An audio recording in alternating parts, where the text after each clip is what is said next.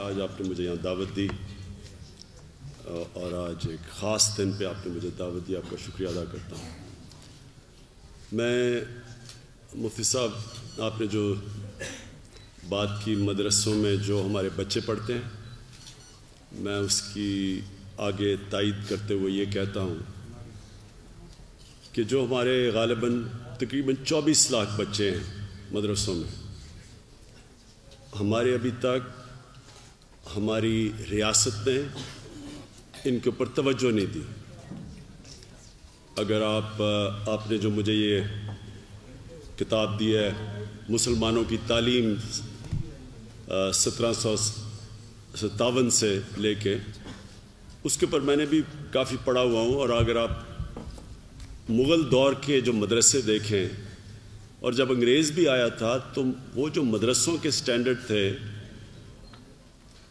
وہ ایک G.W. لیٹنر جو کہ جس نے گورنمنٹ کالج بنایا تھا, ایک انگریز ایجوکیشنسٹ تھا, وہ کہتا تھا کہ جو ٹاپ آف دا لائن مدرسے تھے ان کی سٹینڈرڈ آکسفورڈ اور کیمبرج کے مقابلے میں تھی.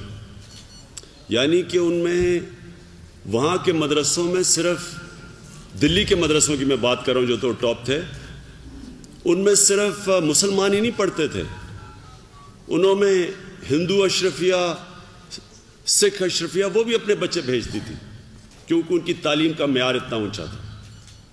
تو ہم نے بدقسمتی سے توجہ ہی نہیں دی اس طرف کہ جو انگریز نے بڑے سسٹمیٹکلی مسلمانوں کا نظام,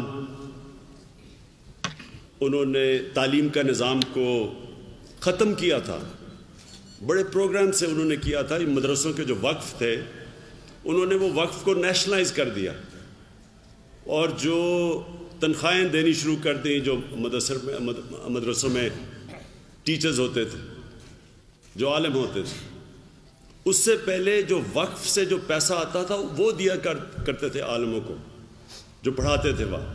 تو بہترین لوگ, بہترین برینز آ کے پڑھایا کرتی تھی.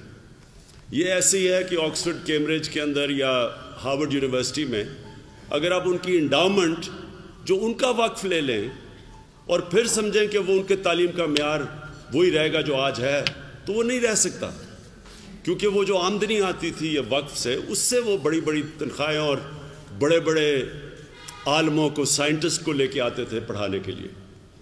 تو آج جو ہم نے انگریز کے نظام جب چھوڑ کے گیا تو ایک چھوٹے سے طبقے کو انگلش میڈیم, پھر سرکاری اسکولوں میں اردو میڈیم اور پھر دینی مدرسے, 3 سسٹم چھوڑ کے چلا گیا. ہمارا کام یہ تھا کہ ہم ایک سسٹم بناتے ہیں. کوئی بھی دنیا میں آپ ملک چلے جائیں تو وہاں ایک ہی نظام ہوتا ہے, اور یہاں ہم نے بجائے اس سسٹم کو ٹھیک کرنے کے ہم نے اس کو اور ہی بگاڑ دیا. ہمارا جو گورنمنٹ اسکول سسٹم تھا, ہمارے بہترین, یہ سارا جو 1970 تک ہمارا بہترین ٹیلنٹ اردو میڈیم اسکولوں سے آیا کرتا تھا, انگلش میڈیم تھوڑے سے اسکول تھے. تو اب وہ ایک عجیب ہی سسٹم نکلا ہے کہ 8 لاکھ بچے انگلش میڈیم میں, 24 لاکھ بچے دینی مدرسوں میں اور تقریباً 3 کروڑ بچے اردو میڈیم اسکولوں میں. تو ہم نے انشاءاللہ یہ ایک بہت بڑی ایک جنگ ہوگی, جد و جہد ہوگی کہ اس سسٹم کو ٹھیک کرنا. لیکن جو سب سے امپورٹنٹ چیز وہ میں یہ کہنا چاہتا ہوں کہ انشاءاللہ اللہ نے ہمیں موقع دیا اور ابھی ہم نے شروع کر دیا پختونخوا میں. ہم نے یہ جو 24 لاکھ بچے ہیں مدرسوں میں, اور کئی مدرسوں میں سب سے غریب گھرانوں کے بچے ہیں, ہم نے ان کو اپنے بچے بنانا ہے اور ان کو انشاءاللہ اوپر لے کے آنا ہے. ان کو موقع دینا ہے کہ یہ بھی ڈاکٹر بن سکیں, دین بھی پڑھیں, لیکن انجینئر بھی بن سکیں, پروفیشنلز بن سکیں, اپنی زندگی بہتر کر سکیں. یہ ہے چیلنج ہمارے معاشرے کا کہ ہم نے ایک سلیبس کو ٹھیک کرنا ہے تاکہ ساروں کو, ایک ملک کو ایک طرف لے کے آئیں, 3 پیرلل سسٹم نہ ہوں. اور پھر جو ہمارے نیچے جو غریب طبقہ ہے اس کو اوپر لے کے آئیں, چاہے وہ اردو میڈیم میں ہے چاہے وہ مدرسوں میں ہے. یہ تو میں خیر مدرسے کی بات کی. آج خاص ایک دن ہے تو میں نبی صلی اللہ علیہ وسلم کے اوپر بات کرنے سے پہلے جو آج پشاور میں ہوا صبح، میں خاص طور پہ داد دینا چاہتا ہوں پختونخوا کی پولیس کو، اپنی فوج کو، جس طرح انہوں نے ایک بڑے حادثے سے بچایا ہے۔ اور پولیس میں جو سجاد خان اور ہمارے طاہر خان 2 پولیس آفیسرز تھے، جس طرح انہوں نے آج آپریشن کیا، میں ان کو اور ان کے ساتھ جنہوں نے آپریشن میں شرکت کی، خراج تحسین پیش کرنا چاہتا ہوں اپنے ملک کی طرف سے۔ یہ ایک بہت بڑی جہاد ہے۔ یہ جس طرح کی دہشت گردی پچھلے 12-13 سالوں میں آئی ہے، اور خاص طور پہ پختونخوا جدھر سب سے زیادہ دہشت گردی تھی، ادھر یہ پولیس کا بڑا زبردست یہ آخری 2 سالوں میں رول رہا ہے۔ ایک پروفیشنل پولیس نکلی ہے، پولیس کمانڈوز، پاکستان کمانڈوز کی سٹینڈرڈ کے کمانڈوز ٹرین ہو چکے ہیں، جس کی وجہ سے انہوں نے کنٹرول کیا ہے۔ اور آج خاص طور پہ ہم ان کو بھی خراج تحسین پیش کرتے ہیں، اور جو شہید ہوئے ہیں، جو زخمی ہیں، ان سب کے لیے دعائیں کرتے ہیں۔ میں نبی صلی اللہ علیہ وسلم کے اوپر بات کرتے ہوئے شروع ادھر سے کرتا ہوں کہ وہ دنیا کی تاریخ کے سب سے بڑے لیڈر تھے۔ اور لیڈر کی نشانی کیا ہوتی ہے؟ لیڈر کی سب سے بڑی نشانی یہ ہوتی ہے کہ وہ اور لیڈر بنا دیتا ہے۔ ایک چیز، آپ نوجوان ہیں، آپ مدرسوں میں پڑھ رہے ہیں، ایک چیز ضرور ان کی دیکھیں کہ ان کی اس دنیا سے پردہ کرنے کے بعد وہ جو وقت آیا تھا کوئی 30-40 سالوں کا، دنیا کی تاریخ میں اتنے عظیم لوگ اتنے تھوڑے ٹائم میں نہیں آئے۔ جو بھی جنہوں نے ان کو دیکھا، ان کے متعلق سنا، وہ سب عظیم لوگ بن گئے۔ تو میں صرف اس چیز کے اوپر بات کرنا چاہتا ہوں کہ انہوں نے ان کی زندگی سے ہمیں جو اللہ قرآن میں کہتا ہے کہ ان کی زندگی سے سیکھیں، کیونکہ ان کی زندگی تھی جو قرآن میں لکھا ہوا ہے، وہ ان کی زندگی تھی۔ اور ان کی زندگی سے ہم سیکھتے ایسے ہیں کہ انہوں نے وہ کیا کیا جو سارے بھی جو لوگ ان کے ارد گرد تھے عظیم لوگ بن گئے۔ تو میں اس کے اوپر بات کرنا چاہتا ہوں۔ سب سے پہلے ان کا کیریکٹر صادق اور امین۔ نبوت سے پہلے بھی لوگ ان کو سچا انسان مانتے تھے، اور انصاف کرنے والا، امانت رکھنے والا سب مانتے تھے۔ جو اعجاز چودھری صاحب نے آپ کو کہا کہ انہوں نے جب لوگوں کو جمع کر کے شروع میں کہا کہ میں جو کہہ رہا ہوں، میں اگر پیچھے کہوں کہ فوج ہے تو آپ مان جاؤ گے، تو سب نے کہا مان جائیں گے، کیونکہ وہ سچے انسان تھے۔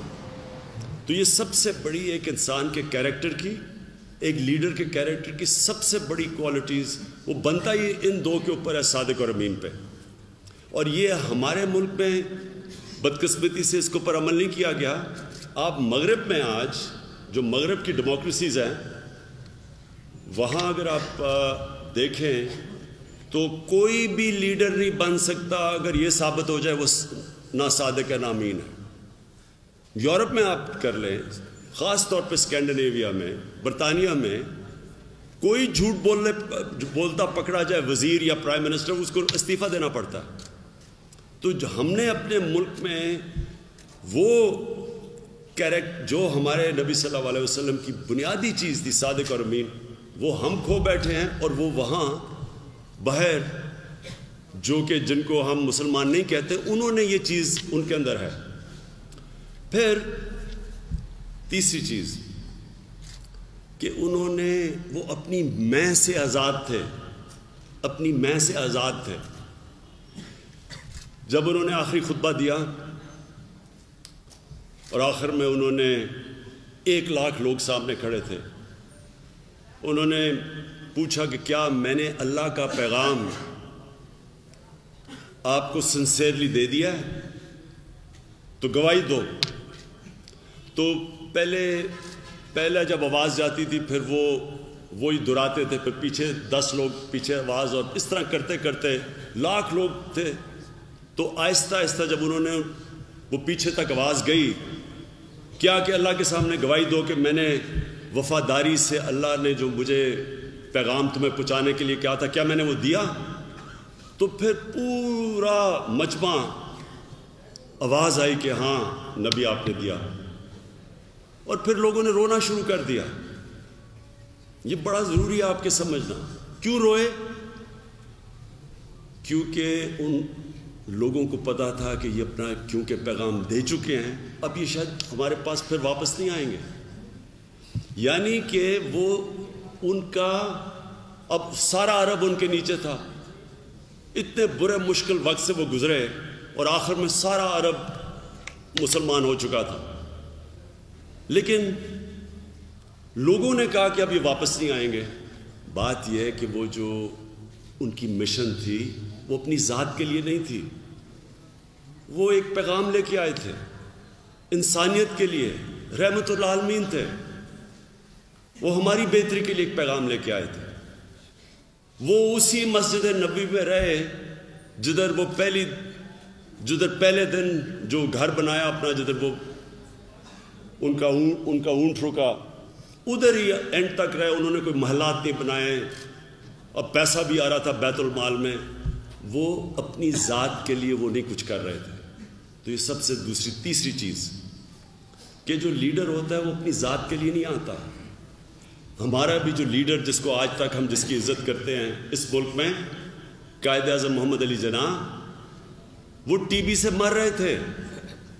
ان کو پتہ بھی نہیں تھا کہ وہ پاکستان بنے گا یا نہیں. کیوں؟ اور پتہ نہیں چلنے دیا کہ ان کو ڈر یہ تھا کہ اگر مخالفین کو پتہ چل گیا کہ وہ ٹی بی ہوئی ہے اور وہ زندہ زیادہ دیر نہیں رہیں گے تو وہ شاید پاکستان نہ بنا دیں، وہ روک دیں.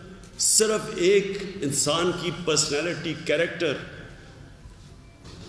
ان کی جو استقامت، یعنی وہ نہ ہوتے تو پوری کوشش تھی کانگریس کی کہ پاکستان نہ بنے. تو انہوں نے یہ پتہ نہیں چلنے دیا کہ وہ مر رہے ہیں، ٹی بی سے مر رہے ہیں، اور ان کو کینسر بھی ہو چکی تھی تب تک. تو اپنے لیے نہیں وہ پاکستان بنا رہے تھے، ہمارے لیے بنا رہے تھے. اس لیے آج تک ہم ان کی عزت کرتے ہیں. اس لیے ایک ہی لیڈر ہے جس کی ساری قوم جب تک پاکستان رہے گا عزت کرے گی. اور چوتھی چیز انہوں نے ہمیں یہ بتایا کہ جو لیڈر ہوتا ہے وہ اپنے خوف کے اوپر قابو پا چکا ہوتا ہے. ایک بزدل انسان لیڈر نہیں بنتا. لیڈر وہ ہوتا ہے جو کسی سے ڈرتا نہیں ہے، رائے حق پہ کھڑا ہوتا ہے. دنیا جدھر مرضی ہو، حق اور سچ پہ وہ کھڑا ہو جاتا ہے. تو وہ جو انہوں نے کیریکٹر اپنی مثال سے باقیوں نے دیکھ کے سب لیڈر بن گئے. اور پھر جو انہوں نے معاشرہ بنایا وہ تھا عدل اور انصاف پہ. ایک معاشرہ بنا جو ہمارا دین کہتا ہے، عدل اور انصاف، یعنی انسانیت کا معاشرہ. وہ معاشرے میں جو پالیسی بنتی تھی وہ غریب کے لیے بنتی تھی. پہلی دفعہ ایک فلاحی ریاست بنی، ایک معذور کے لیے، بیوہ کے لیے، یتیموں کے لیے. انہوں نے قانون بنائے ان کے لیے کہ ریاست ان کو پیسے دے گی، ان کی مدد کرے گی. جو کہ آج مجھے افسوس سے کہنا پڑتا ہے کہ یورپ میں ایسے ملک ہیں، اسکینڈینیویا میں خاص طور پہ، جدھر بہترین قسم کا عدل اور انصاف کا نظام ہے. پیسے والے اس سے لوگوں سے ٹیکس لیتے ہیں اور عوام پہ خرچ کرتے ہیں.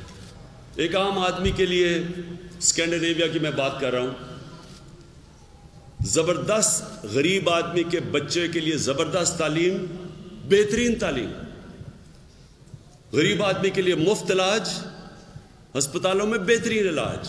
بے روزگار ہوتا ہے اس کو ریاست پیسے دیتی ہے جب تک روزگار نہیں ملتی، ان امپلائمنٹ بینیفٹس اس کو کہتے ہیں. عدالت میں جاتا ہے وکیل کر کے دیتی ہے ریاست. یہ تھا جو وہ مدینہ کی ریاست میں وہ نظام چھوڑ کے گئے. جب ایسا نظام آتا ہے تو وہ قوم اٹھ جاتی ہے، لوگ آزاد ہو جاتے ہیں.